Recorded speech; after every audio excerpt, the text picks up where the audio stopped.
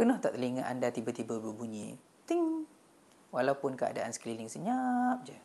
Kalau ya, itu bukan hal biasa. Itu tanda anda mengalami satu masalah yang kita panggil sebagai tinnitus. Tinnitus ialah keadaan di mana seseorang itu mendengar bunyi seperti berdesing, berdengung, bersiul atau berdenyut dalam telinga tanpa ada bunyi sebenar daripada luar. Bunyi ini boleh berlaku sekejap-sekejap atau berterusan. Dan ada yang sangat kuat sampai ganggu tidur atau fokus kerja. Ramai anggap tinnitus sebagai penyakit.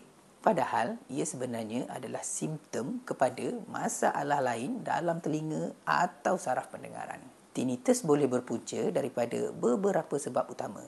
Contohnya, pendedahan kepada bunyi kuat. Contohnya kerja mesin berat, di tempat konsert atau menggunakan earphone terlalu lama.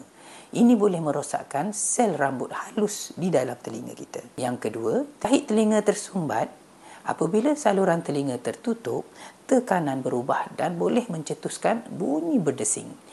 Seterusnya, masalah saraf pendengaran akibat umur. Semakin meningkat usia, saraf menjadi lemah dan otak mencipta bunyi sendiri. Yang keempat, kesan sampingan ubat-ubatan tertentu. Sesetengah antibiotik atau obat tahan sakit boleh menyebabkan tinnitus.